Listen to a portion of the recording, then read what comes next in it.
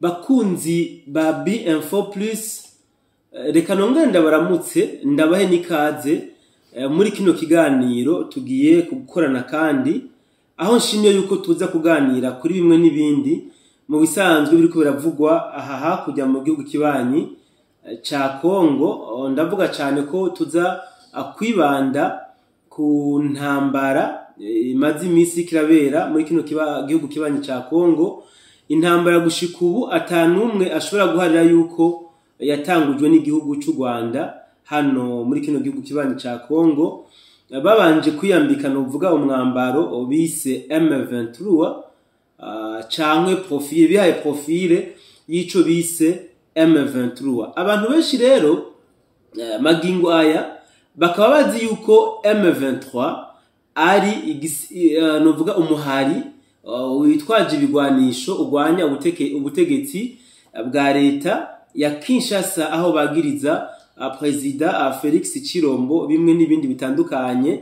Mugabo twaba tumaze gusesangura twerekana neza yuko nyabuna M23 ntibaho, ahubwo ni gisirikare ca leta y'u Rwanda arico RDF cashoboye kuyambika uyu mwambaro kugira ngo bikunde abakongomani batarajijuka n'amakungu bashobore kubona yuko ikibazo cizi ntambara ari ikibazo interne, ari ikibazo c'abakongomani ubwabo. Aha tubibutse kandi ko tumaze imisi atwerekana neza na neza yuko iki gisirikare citwa RDF c'u Rwanda yuko mu vy'ukuri ari gisirikare abazungu, mvuze abazungu mu bihugu bimwe bimwe vya Burayi na Amerika, yuko aribo bashizeho kino gisirikare ca RDF kugira ngo bikunde bashobore kuguma bariko barabuza amahoro kano karere k'ibiyaga binini cyane cyane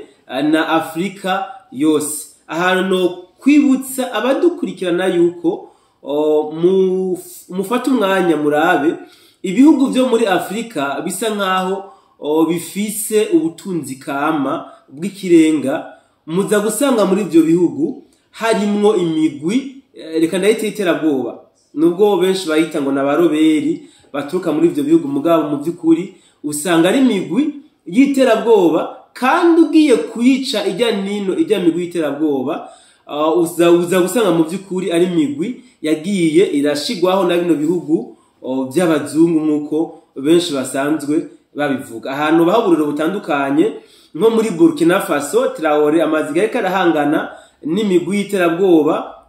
Ugiye kuraba bari nyuma y'iyo migwi y'iterabwoba nta nkeka usanga ari babazungu. Ni burorero bwinshi notanga aha twarasimbira no bana kandi karokoroshe aha muri Mozambique twarababwiye mu buryo bwiramvuye umugwi w'iterabwoba usanzwe uhari, uburyo wahagiye n'ingene byakunze ko u Rwanda rushobora kuba mu bihugu bimwe bija gufasha kugarukana amahoro hajya muri Mozambique. Abatoshoye ko icyo kiganiro mbatumirira kuja kuraba mu by'ukuri ku biganiro tumaze gukora, muraza gusanga ujya mu gwi w'iterabwoba uri muri Mozambique watangujwe na sinubwo ngo watangujwe kandi na nubu ni RDF, ni gisirikare citwa ca leta y'u Rwanda kiri hariya muri Mozambique nk'imigwi y'iterabwoba. Ikibabaje gusumba kandi nuko ijya RDF nyene ariyo yitwa ngo yagiye kugwanya ijya migwi y'iterabwoba. So rero ntabwo novuga ari gitangaza cyane gose kubona aba bateroriste baba RDF muri Kongo basa n'abashinze imizi batarota bashobora kuba bo hava. Hari impamvu tumaze imisi twerekana abasesanguzi batandukanye.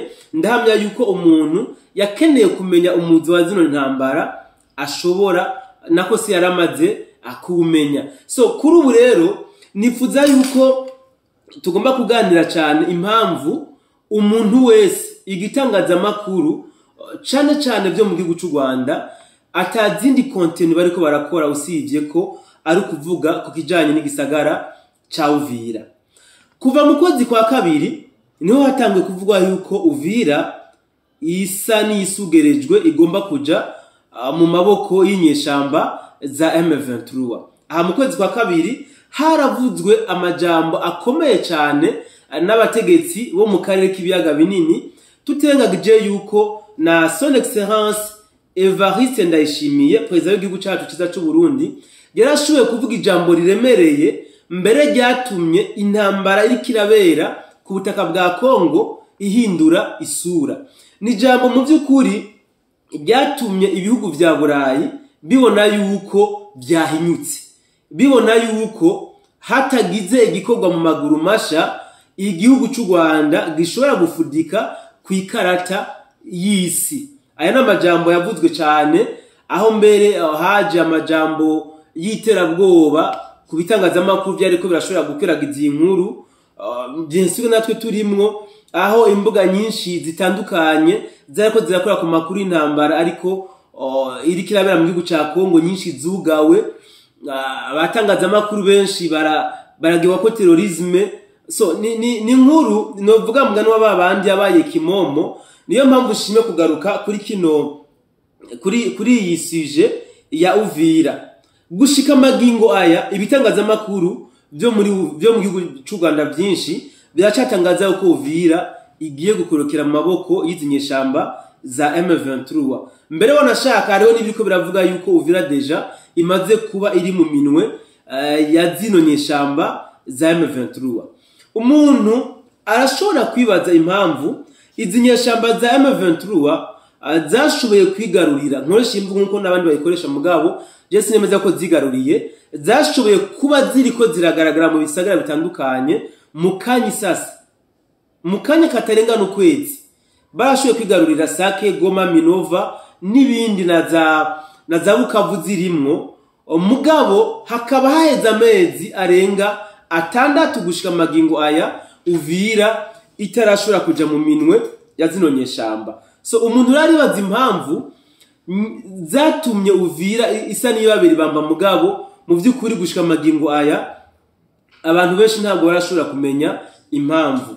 Hariho abasirikare ba Leta y'u Rwanda, aba RDF tuvugana jewe gushikana n'ubu hora bambaza bati none byagenze gute inguvu mwashize muri Uvira nimuze kuzishira muri za Bukavu, za Goma, mwarindire ko twigo tunza gushika hariya hose. So jewe sindi umusirikare kabisa, jewe ndi umurundi, ariko ndemera ko ndi umurundi kandi ndi umupatriote. Kuba bambaza bimwe n'ibindi kubijanye n'intambara ziko zirabera muri Kongo, kumbuye nuko bazi yuko ndi umwe mu bantu bakunze gushikiriza amakuru atandukanye ya zino ntambara ziriko zirabera muri Kongo. Ariko amakuru yose nshikiriza kubijanye n'izi ntambara ziriko zirabera muri Kongo, yaba ari amakuru yerekana ingene ingabo za Leta y'u Burundi zashoboye kwigarurira uduce tumwe n'utundi, zashoboye gutuza inyeshamba za M23 mu turere tumwe n'utundi, canke twigwaneho na Red Tabara, mu by'ukuri ntabwo ari amakuru mpabwa na FDNB. Nshatse kwanza gutanga uno muco kugira ngo abantu ntimukomeze kunyitiranya, ntimukomeze kumfata ukutariko. Jewe ndi umutangaza makuru, shaka kunyita umusesanguzi kuko sometimes nasesangura inkuru zimwe n'izindi, ariko inkuru ntanga ni inkuru ndonka zivuye ku rubuga rw'intambara, nkazikorera ubushishozi, nkabona kuzishikiriza abadukurikirana. Niyo mpamvu ukunda gusanga inkuru dushikiriza kenshi ziba zizewe cyane, kuko ni inkuru, ntabwo dutanga inkuru zo gushikuza, ntabwo dutanga inkuru zo kugira ngo tugume turonka abantu badukurikirana hibambewe. Twebwe niyo twabuze inkuru dutanga duhitamo kwihorera, ngira ngo muramaze kubibona kenshi. So bamaze kumbaza ni kibazo cyari kigoye cyane gose kwishura nk'umuntu ndumusivile nkurikirana amakuru nk'abandi, ariko kandi ni kibazo cyari kinoroshe cyane kwishura. M23 yarigaruriye mu by'ukuri two duce dutandukanye mu kanya isasi, ariko bageze muri Uvira bibabera ibamba. Gushika magingo aya hariho abanyarwanda benshi bazi yuko Uvira ubu iriko iri mu minwe y'inyeshamba za M23 biturutse ku makuru baronka ashikirijwe n'ibitangazamakuru vyabo bitandukanye. Mbere ndanhamya yuko hariho n'abasirikare bamwe barita u Rwanda bari mu Rwanda, ariko magingo aya bahendwa yuko Uvira yoba iri mu minwe ya RDF na M23, ariko siko biri. So bageze mu hafi y'igisagara ca Uvira muri cyo mvugo, kuko bamaze kurenga bukava bagashika Kamanyora, baba basigaje ibirometero 80 kugira ngo bashobore kuba boshika mu gisagara ca Uvira. Niho baje gusanga hari novuga urukuta rudasanzwe, urukuta rwashinzwe na FDNB. Iyo ndiko mvuga yuko FDNB itigeze igwana muri Goma, hari abantu batavyemera. Hari abantu batavyemera kandi bampaririza, ariko kandi n'uburenganzira bwabo, kuko umuntu ntabwo ugomba kumuhatira kwemera ikintu kitamurimwo. Ariko iyo mvuga ko batagwaniye ni kubera yuko aho bariko baragwanira M23 iriko irumva uburemere novuga bw'intambara. Ugiye kuraba aho baciye hose ntabwo bigeze bumva uburemere bw'intambara bari barimo, kubera yuko uko bari baplanifiye intambara niko bari ko bahura nayo, kuko muri planification yabo ntabwo bari bazi yuko FDNB izokwitambika muri intambara, ntabyo bari bazi. Niyo mpamvu bageze hano hafi gisagara ca Uvira, ndavuga za Kamanyora, Katogota, batangura kumva uburemere bw'intambara. So impamvu rero imwe mbuga abanyarwanda nk'impamvu rukumbi yatumye izi nyeshamba gushika magingo aya zitarashobora kwinjira mu gisagara ca Uvira, nuko abarundi bakuye amaboko mu mpuzu baza guhangana nabo. Aha tuhumvikana Goma, Sake, Minova, Bukavu n'ahandi hatandukanye ntabwo bigeze bagwana abarundi. Baje kugwana hano hafi igisagara ca Uvira kubera yuko hegereye imipaka y'igihugu cyacu ciza c'u Burundi. Mandi majambo reka mvuge yuko bo bakoze nka bimwe u Rwanda ruvuga gwakora muri Kongo, rwatwaye ubwirinzi bw'u Rwanda muri Kongo kugira ngo barinde imipaka yabo.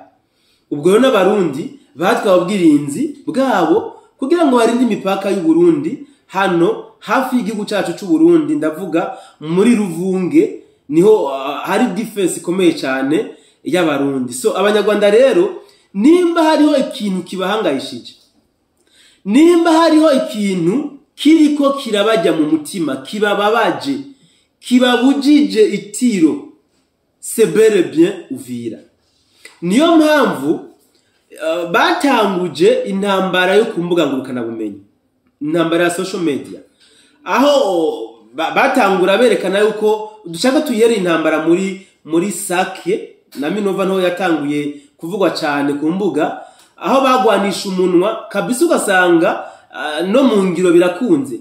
Kuri Goma aho batanze amasaha ku mbuga ngurukana bumenyi, ariko kandi ya masaha yanashika Goma bayamaze gufatwa. Iyi ntambara rero barayikomeje no ngaha muri Uvira.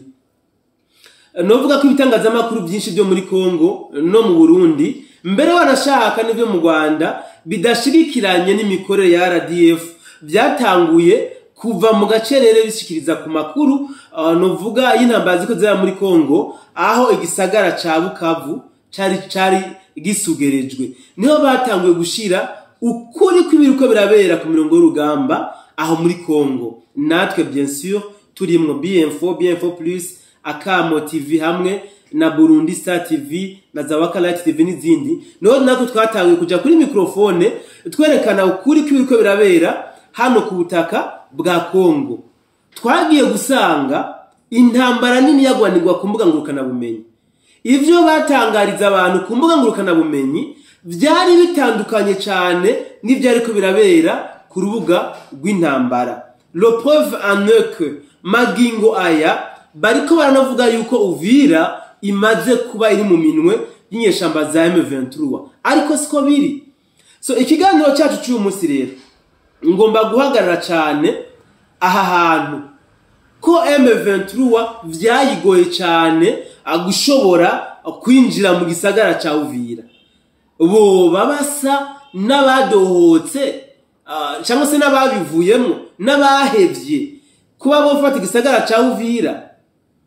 Ibi hariho abantu bashobora kubyihendako bitewe nuko kuva mu kwezi kwa kabiri gushika uyu munsi mu kwezi kw'indwi bisa nkaho M23 yacitse intege itariko irateza indi ntambuko haba mu buraruko ndavuga muri Nord Kivu cyangwa muri Sud Kivu bisa nkaho isa niyahagaritswe itariko iratera intambuko zimwe n'izindi kugira ngo ibandanye intambara bashike ku ndunduro yazo. Ariko kandi ndashobora guhamya yuko agacerere izi nyeshamba za M23 cyangwa se mvuge RDF cyangwa intunga gatoki kuri president w'u Rwanda Paul Kagame, agacerere bamaze mu iminsi ndahamya yuko bamaze iminsi muri laboratoire bariko baraca ijya nino strategy zishoboka zose kugira ngo bashobore kuba boshira mu mino kino gisagara ca Uvira. Aha ndashaka nereka abadukurikiranye yuko izi nyeshamba za M23 ni mwumve yuko ari RDF mwumve yuko ari Interahamwe, mushake mwumve yuko ari na Amerika canke ari bimwe mu bihugu vya Burayi. Aba ni babandi novuga bishigwa rimenetse ikintu bagikoze mu uko bagiteguye ntigikundi kuri bo gusubira inyuma guhindura umukenyuro ntaco bibatwaye bo gusa peu importe igihe batwara bakenera gusa ko bashika kuri objectif. Niyo mpamvu rero ndavuga bino bihugu Uburundi, Tanzania n'ibindi bisa nibiri byose na Kongo ndayishiremwe kuko ni nayo novuga ari nyirabayazane, niyo wanashaka itumye ukuri novuga kwa maplan kw'intumbero zizinyeshamba RDF na M23 kuja hagaragara. Igihugu ca Kongo nico gitumye intumbero yabo isa nija hagaragara. Buriya barabigerageje 2015 mu Burundi ntivyakunda kubera ko bitakunze kandi batashoboye no kugira resistance basi ngo baye boshinga ni kiloberi batene mu Burundi. Intumbero ntabwo yashoboye kugaragara directement, ariko kubera muri Kongo binjiyeyo bari determine bavuga bati dukubitwa tudakubitwa dutegerezwa kuguma duhagaze muri Kongo mpaka ku musoda wa nyuma. Nivyo byatumye ukuri kwabo kuja ahabona. Khayerma ntabwo bakeneye na Kongo, ico bakeneye turakitse, bakeneye kwimplante empire hima. Even bitangaza makuru byinshi bitereko birahereza agaciro iyi objectif y'izinyeshamba. Objectif principal ni implantation ya empire hima nta yindi. So niyo mpamvu rero iyo tuba tuko turavuga makuru amwe n'ayandi ukaza wumva umuntu ntazi niyo bita umutwe agasimbira muri commentaire ngo gabanya itabi. Je sometimes biranwenza umuntu ariko ambwira ngo ndanga n'itabi. So ni byiza yuko icyo utazi ukibaza cyangwa ugatekereza bakizi bakakivuga. So ntabwo izi nyeshamba za M23 ntabwo RDF canke President Paul Kagame iyi ntambara bayisanzemo nkuko bariko barabivuga. Tanto mama bagiye muri Kongo kubohoza agateka kabene gihugu bavuga ururimi rw'ikinyarwanda bariko barahohoterwa. Tanto bagiye muri Kongo kurinda umutekano w'imbibe z'igihugu cyabo. Tanto bari muri Kongo muri bimwe n'ibindi. Nukuvuga bafise indimi nyinshi mu kanwa bashikiriza ama objectif atandukanye y'ibituma baba bari muri Kongo, kandi ugasanga mu by'ukuri baba bariko barimena indu bwabo kuko ico bavuze uyu munsi cyo gitumye baba bari muri Kongo sico ejo bavuga. Ibi rero ni bimwe mu bituma n'ababemera mu ntango bariko bagira iki, bariko barabakurako icizere. So Uvira, igisagara ca Uvira kirashobora kuba intandaro novuga yirangira ry'intambara muri Kongo. Yes, igisagara ca Uvira kirashobora kuba intandaro yirangira ry'intambara ziriko zirabera muri Kongo. Mu kanya gaheze nariko ndumva ijambo General Makanaki w'umukongomani yariko aravuga, aho yavuga yuko intambara iriko iraba muri Kongo ngo mu by'ukuri ngo bariko bayibonamwo ikiganza c'Imana. Mandi majambo ngo ntabwo ari intambara y'abakongomani, ngo kubera yuko uko nabo baziga intambara kiragenda bagiye gusanga atariko iri kiragenda, ngo kubera yuko ingufu babona M23 ifise bagiye gusanga atazo ifise mu by'ukuri. So ibi rero ni ibintu biriko birerekana izi nyeshamba izarizo, kuva aho President Evariste Ndayishimiye atangarije icese yuko yiteguye we n'abarundi bamuyoboka kwinjira kurasa Kigali, nka hamwe Kagame yokora ikosa ryo gutera Burundi aciye muri Uvira. Intambara mu by'ukuri muri Kongo yarahinduye isura. Vya bihugu rutura vyari nyuma y'u Rwanda byinshi byatanguye kunyegeza inzara, ngira ngo mwarabibonye aho mbere ibitandukanye nk'Ubudagi n'ibindi batanguye kugira ama declaration berekana yuko wanashaka n'u Rwanda barafatiye ibihano, bamwe mu bayobozi b'u Rwanda bafatiye ibihano. Ariko ndavuga yuko bijya bihano ari uruhendo abana, ntabwo ari ibihano mu by'ukuri bafatiye kubera ko bagomba kubafatira ibihano, ahubwo nuko basanze imikenyero yabo imaze kumenyekana. So mbugwa General Makanaki, iyi ntambara iri kirabera muri Kongo Imana mu by'ukuri iriko irayivangamwo ku rugero abanyarwanda ubwabo batari bazi, ndetse n'abakongomani ubwabo batari bazi. Nta muntu numwe yarazi yuko abamayimayi kanabite abawazanye ko niko bitubu bari gushobora gukora defense ku buryo igihugu cy'u Rwanda kinanirwa no kwavansa kubera abamayimayi.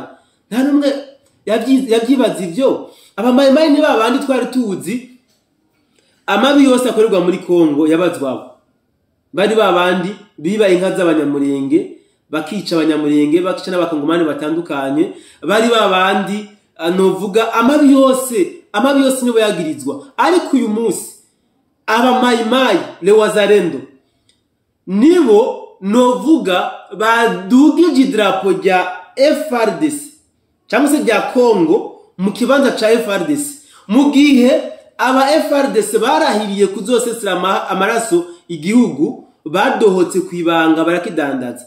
Aba wazando nibo bagize iki, nibo bafashe ya mbere mu kugira ngo bashobora guhagarara kino gihugu cyabo. So birerekana rero yuko ibihugu rutura bien sûr bifasha u Rwanda bariko barahindura imikenyuro, ariko kandi birabonekana kandi yuko na FRDC nayo ubwayo yahinduye imikenyuro, kubera yuko amazi ntakiri yandi. Ibintu FRDC ikirakora biratandukanye cyane n'ivyakorewe Goma, Sake, Minova na Bukavu. Ibiko birakorera ku munsi biratandukanye cyane gose. Nivyo niyo mpamvu mvuze ni ku bantu bari ko barakurikirana cyane ibijanye n'intambara ikabera muri Kongo, biraboneka yuko bariko barashyamo fanatisme mu kwerekana yuko u Rwanda rwahinduye imikenyuro mu kanya isase bagomba bafate Uvira.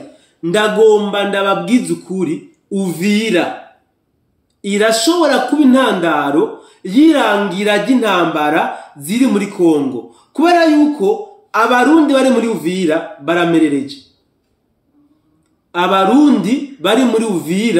baramerereje. Aba wazarendo nabo nyene niko kuko. Nitwirengagiza yuko n'u Rwanda, Ubuganda, Somalia, Kenya na Sudan nabo nyene bamerereje. Abo bose bakeneye agasagara gato cyane ka Uvira. Impamvu ndiko mvuga yuko intambara ishobora kwera muri Uvira ishobora kuba intandaro y'irangira ry'intambara riri muri Kongo, nuko nkamwe M23 boshira ubwoba. Ubu ngubu barafise ubwoba kabisa, barafise ubwoba kitucemeranye. Nkamwe boshira ubwoba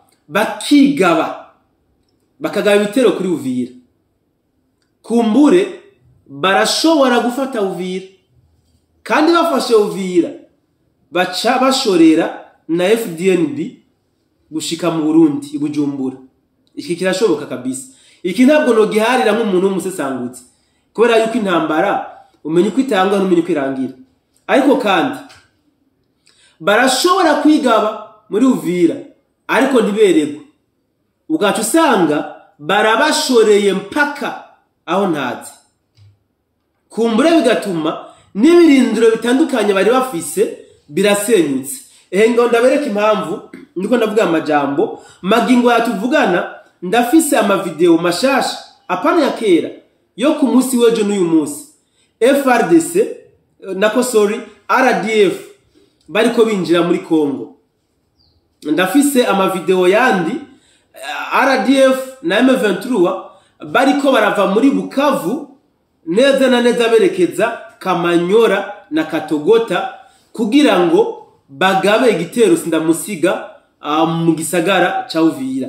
Ibitangazamakuru byinshi bitandukanye mbere n'abasesanguzi bamuca gusesangura bariko baravuga cyane ku bw'intambara ya Uvira, berekana impact ishobora guteza haba kuri kote M23 cyangwa kuri kote FRDC FRDC cyangwa y'u Burundi, y'igihugu cy'u Burundi. So ni intambara idashobora kuba yoroshe nkamwe izi nyeshamba za M23 bien sûr zoshira ubwoba zikigaba, ariko kandi uko izi nyeshamba zigwiza ingabo muri Kamanyora niko na FRDC igwiza ingabo muri Ruvungi, ndavuga akise Kamanyora, niko na FDNB igwiza ingabo mu gisagara ca Uvira na akise Kamanyora bien sûr muri Ruvunge nahegereye.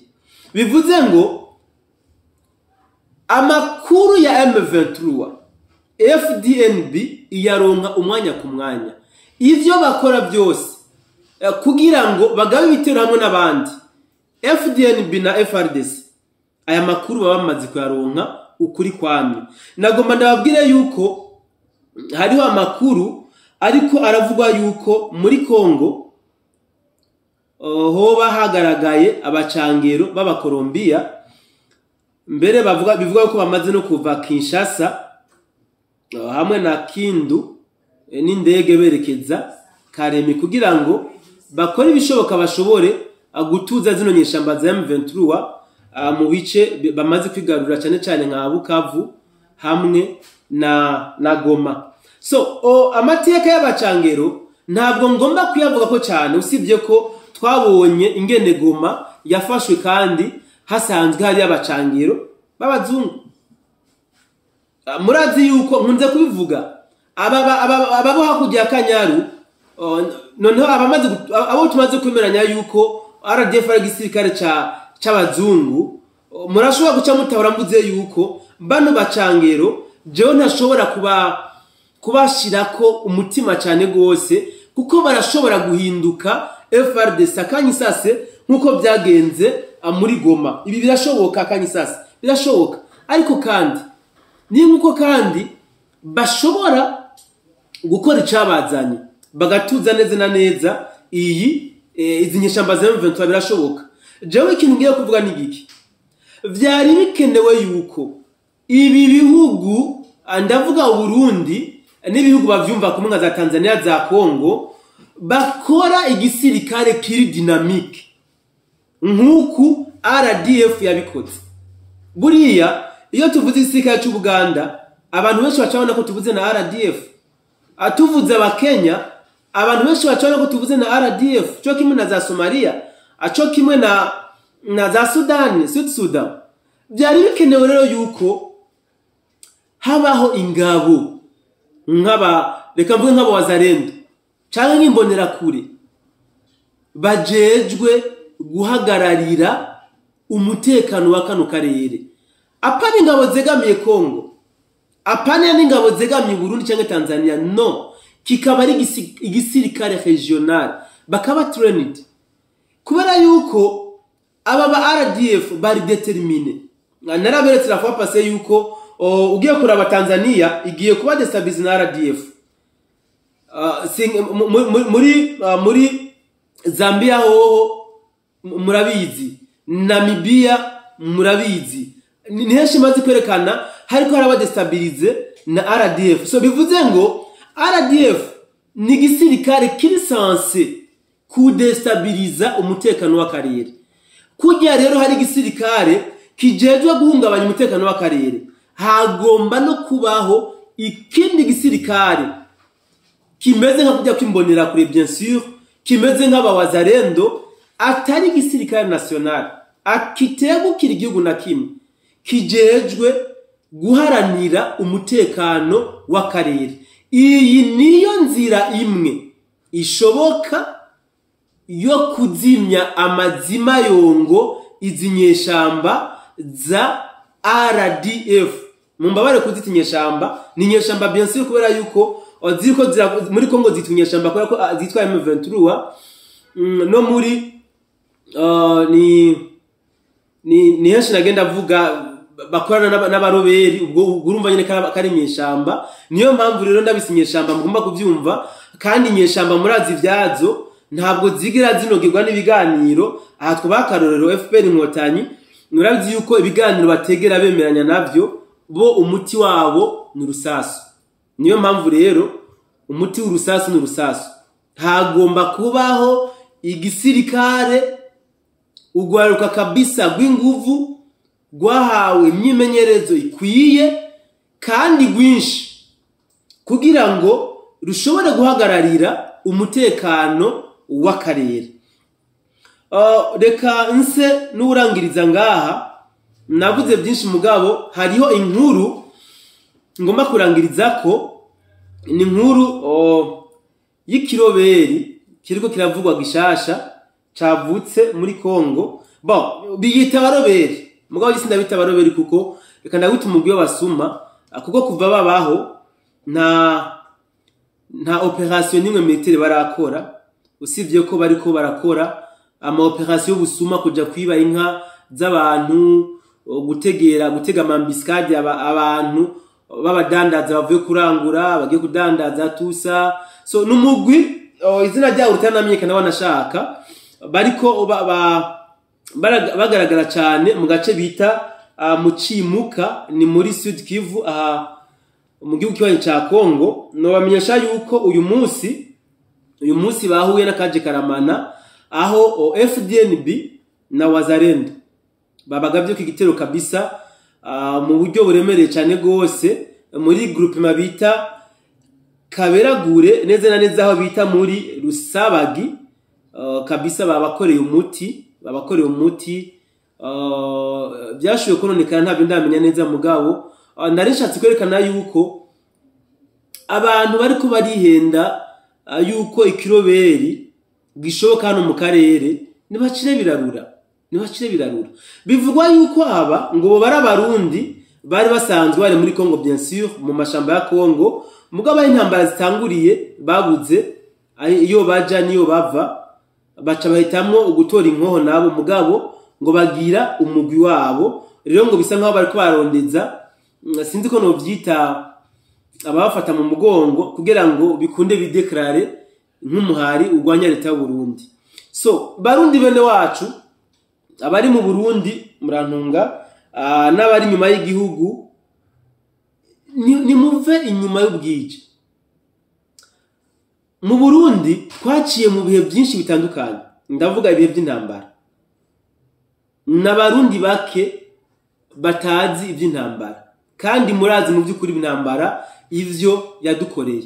Nta ciza na kimwe twigize tubona mu ntambara giturutse mu ntambara. Niyo mpamvu umuti w'ibibazo byose biri mu gihugu ntabwo ugomba gutorerwa ku nzira y'umuheto, ntibikunda, kuko abarundi twararushe. Sinibaza yuko hari umurundi ari ngaha mu gihugu cy'u Burundi ashobora kuba yocumbikira umuroberi ngamugaburire, sindavyibaza. So reka ndangirize ngaha, navuze amajambo menshi, kumbure tuze guhura muri commentaire, mu nyunganire, aho ntashoboye gushika muhanshikire. Turashobora kongera mu bindi biganiro byacu byo hanyuma, canke tuze dusubira guhura mu bindi biganiro byacu byo ku munsi w'ejo. Ciao ciao.